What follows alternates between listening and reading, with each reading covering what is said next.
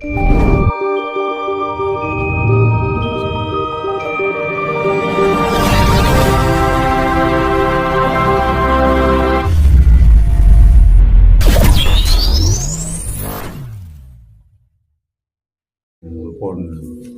saniki niku kantun sing ati-ati mawon. Kenging napa, Mbah? Nggih, soalé niku benjing ben kan bakale nek empun diuntapaken kalih Rara Kidul, wong sing duwe utang nyaur, wong sing nyilek balekno. Nek empun titi mangsa perang gedhe, perang Baratayuda. Andunya perangan sedaya. Perang dunia, Mbah nggih. Nggih, perang dunia. Lah niku Ratu Kidul negarane kula pun mboten namut.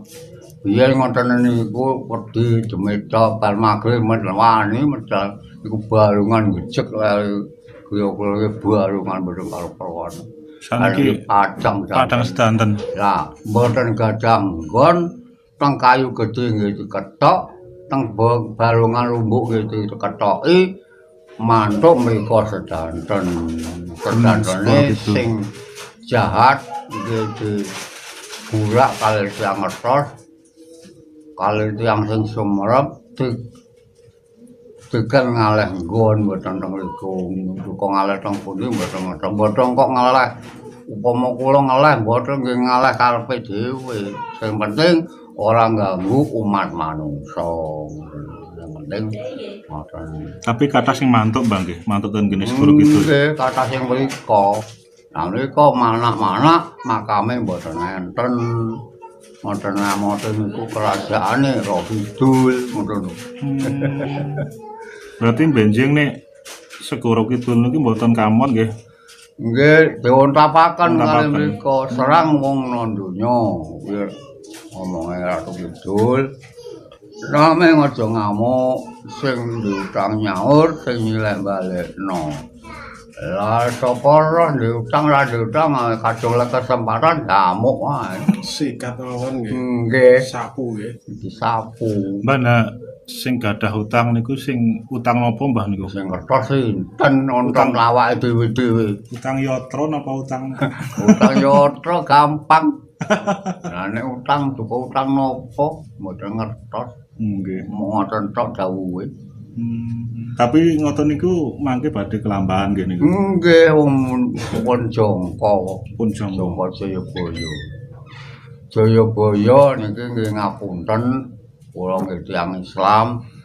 Jayabaya nalika niku nggih mpun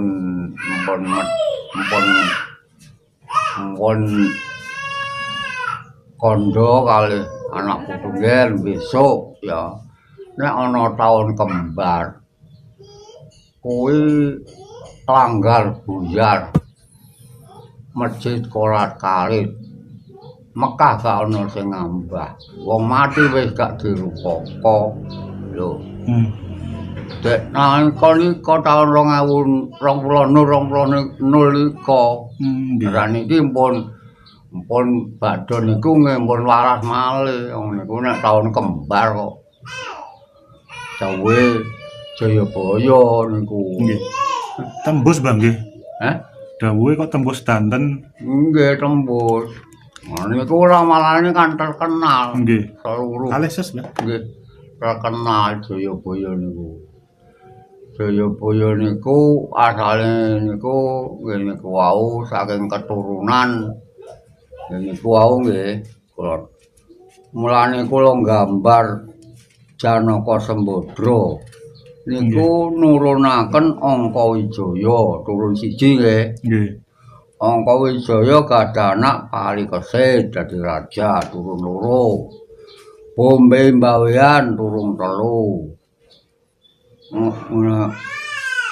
Agrasana Sudarsana turun papat. Jayabaya 5 Angkring Darma 6 Raden Patah 17. Dadi napa mawon angger 17. Lho. Kok saged? Hah? Kok saged? patokan iku. Patokan 7 niku patokan. Sale saniki upamane nggih. Ana wong keturunan Mbah Buyut Canggah Wareng iku nek pun 7 nggih telas. Tapi nggih pun mboten tok 7. Kadang-kadang tok Canggah ngoten mawon. Dadi Mbah Buyut Canggah Wareng udeg-udeg siwur lho. Telas. Nggih, Mbah. Sedaya niku patokane namung 7. Nangke nek saniki kan kathah tiyang niku Mbah ngendikan tiyang sepuh ngoten niku nek hitungan 7 niku pungkasan Mbah nggih. Nggih, Sedaya niku dipungkasi kalih hitungan 7. 7. Nggih. Nah niki Mbah, niki kados Presiden Indonesia niki ngantos Pak Jokowi kan 7 Mbah nggih. Mpun 7. Nah niki pripun Mbah samantune Pak Jokowi niki? Napa niki pungkasan Mbah? Pak Karno, Soeharto, Yudhoyono, Habibie, Gus Yudhoyono, Gus Dur, Gus Dur. Megawati, Niki sak tahapan presiden kalih niki. Megawati, Jokowi. Nggih, 7. Jokowi. Nah nek niku mpun telas. Nah nggih. Lah nggih duka niku. Nah nggih terus kan wonten sing ngendikan nek samantune Pak Jokowi niki wangsul malih ten nggene sistem kerajaan terus Mbak. Pak Joko. Mboten sama Pak anu. samantune niki lho samantune Pak Jokowi mangke niku sistem niku wangsul malih ten nggene sistem kerajaan. Surakarta mriko. Duka. Nggih kerajaane Surakarta. Oh, Surakarta. Kula niki pun salaman kalih saking Keraton Surakarta. Nggih. Namine Dipokusumo. Iku saking Surakarta. Wonten nalika niku kula kempalan teng Pasuruan nggih, kula tiyang alit namung kempalan kula tiyang ageng. Sepindah Pak Abar Tanjung saking Sumatera. Nggih. Kaping kalih Guru Soekarno Putra DPR RI. Kaping 3 Agung Laksono DPR RI. Terus ping 3-ne Indrasta Ajendra Angkatan Darat. Terus ngene Dipokusumo saking Keraton Surakarta. Gubernure jaman iku Bapak Imam Utama Surabaya. Nalika niku taune duka pinten.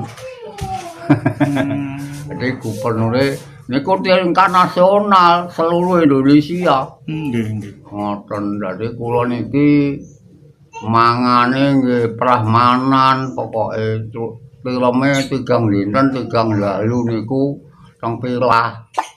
Pilah niku griya ngoten sak ruang dinggoni bayang kalih.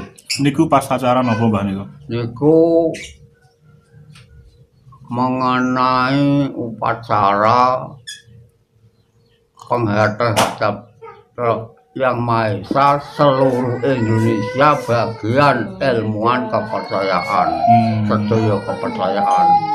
Sak Indonesia niki jumlahe 250 kepercayaan.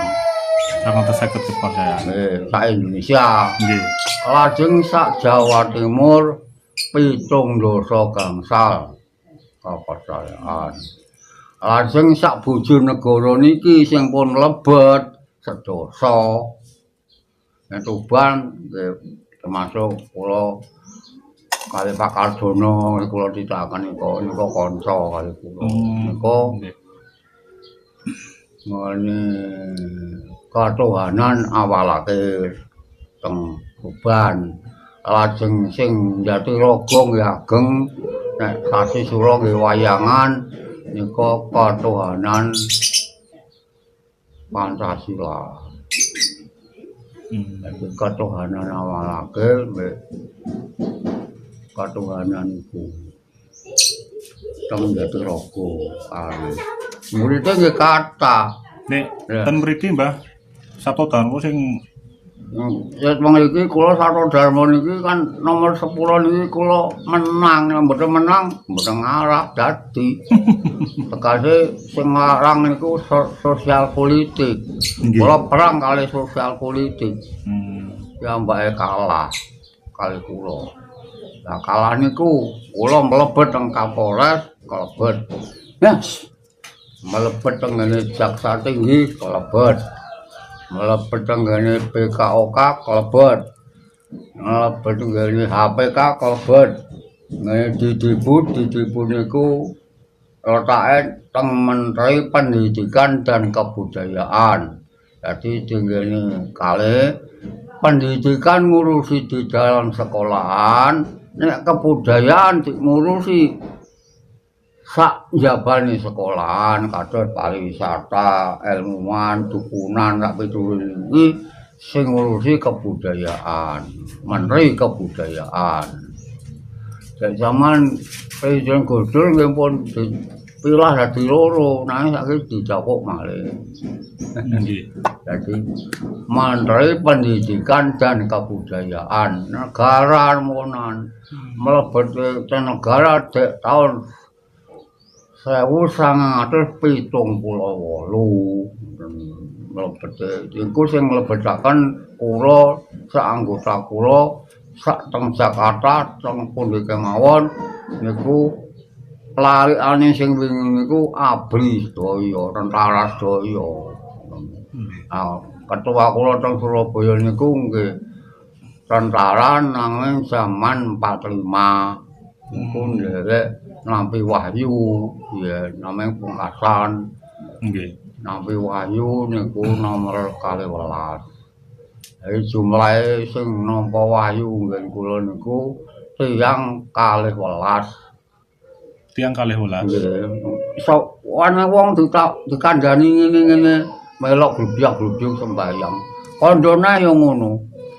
Renggelar kloso melok glubyak-glubuk sembahyang. Ora ngerti ya Allah piye, do wedi. Uripe ora niku nggih grombolan ngene iki piye apa kok malah dadi ngene.